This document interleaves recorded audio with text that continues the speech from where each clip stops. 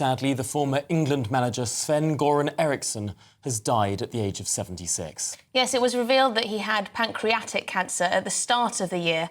He said he had a year to live at best. Now, the Swedish national became the first ever foreign manager of the England's men's football team in 2001, also managing a series of high-profile clubs such as Man City, Benfica, Roma and Fiorentina. Well, joining us now is the sports broadcaster Aidan McGee, because Aidan, simply a huge figure in football. Yeah, he was, Tom. Good morning to you both, by the way. Yeah, you have to consider where English football was when Sven-Göran Eriksson was appointed back in the early part of 2001. A few English candidates had tried. We'd had Terry Venables, we'd had Kevin Keegan, we'd had Glenn Hoddle, and it was felt that maybe an overseas voice, an overseas set of eyes was needed for a very talented group of players that were coming through.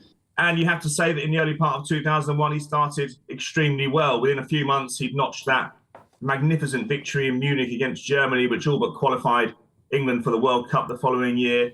But then the cracks started to appear, I suppose, in the 2002 World Cup. He didn't really show the tactical nous that was necessary during that quarter-final against Brazil. He was famously pictured on the side of the dugout with his hand on there. And then I think afterwards, I think it was one of the players who wasn't actually identified, and although I have my idea who it was, to put it in the political vernacular, they said in the dressing room at half-time they were expecting Winston Churchill, but instead they got Ian Duncan Smith.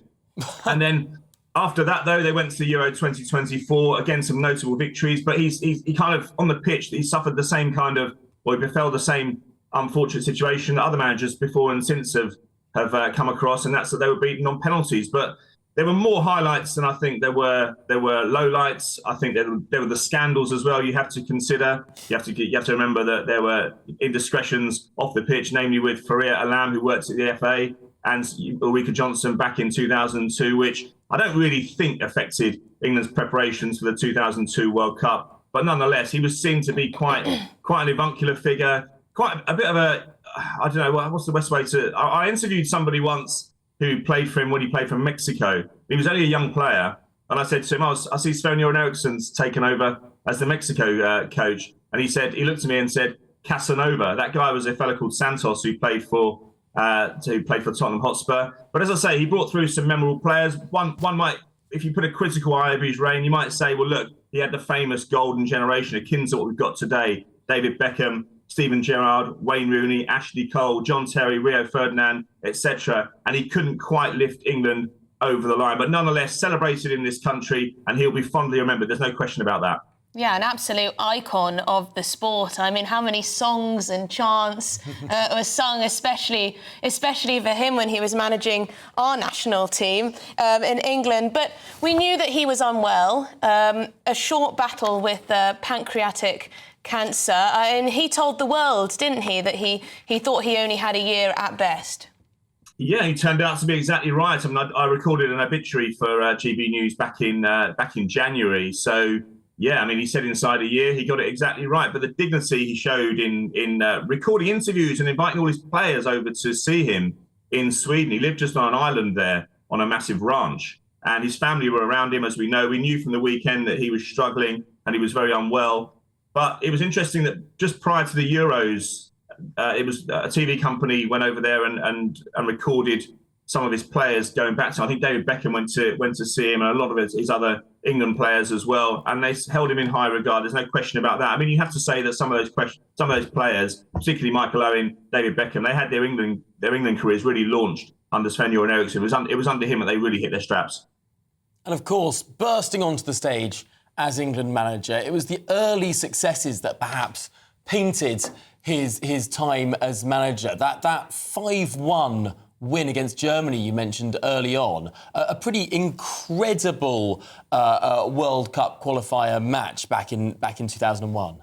I remember it very well. I mean, the game before that, they put in quite a limp performance at home to Holland in a friendly. But he was always very clear. Friendlies are for experimentation. That's where you try your players out. It's the really big games that matter. And the odds were stacked against England, although England were quietly confident, as I remember. But a win over Germany back then was extremely rare. To go to their backyard, fall behind early on to a Carsten-Janker goal, and then for Owen to rattle in that hat-trick, and Steven Gerrard and Emil Heskey to add to the other goals as well, was one of the, well, I would say the standout memory of most people's England supporting lives, I would have thought. And we'll always have that. Nobody will ever, Tom, be able to take that away from him.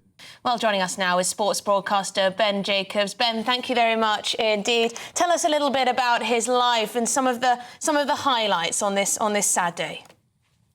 Well, I think with Sven, those of us that have seen the documentary will have noted almost a goodbye message where he basically said, always remember to smile. And I think back to a little bit earlier when the ex-footballer Didi Hamann told a brilliant story which encapsulates Sven, where they're on a sun lounger by a pool and Sven walks out with a silver tray and there's 2 glasses of champagne. And he walks up to Didi Hamann and he gives him a glass of champagne. And Didi turns around and says, "What's this for? What are we celebrating?" And Sven just replied, "Life," gave him the glass of champagne and walked away. And I think that lust for life and that ability to ignore the noise, which is tough when you're England manager, for example, were definitely traits within his personality that made him very unique and special. He was humble, he was dynamic and charismatic, he never forgot anyone's name, he lived his life to the full in terms of football and coaching all around the world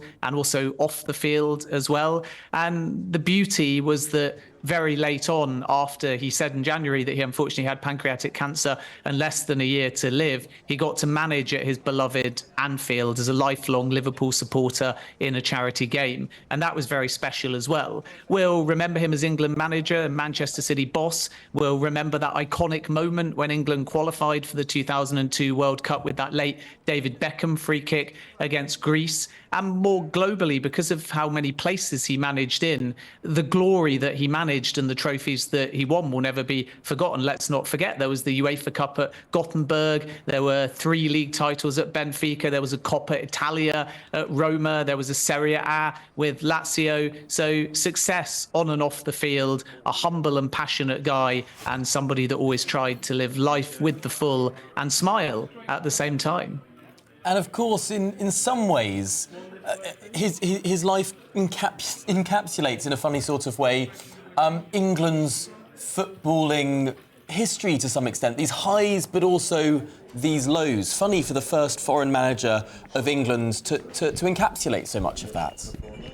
Yeah, the major tournaments, he wasn't really able to take England towards finals or semi-finals. It was 3 quarter-finals at major tournaments, had a great qualifying record. But he was groundbreaking coming in as a foreign manager, also the first Swedish manager in the Premier League as well with Manchester City during a difficult time under tough ownership. But he found a way to enjoy what he loved doing without getting sucked into media headlines. And make no mistake, he made a lot of them in football terms and at times with his personal life as well. But there was always the Ben, thank you so much for joining us. We'll have to leave it there.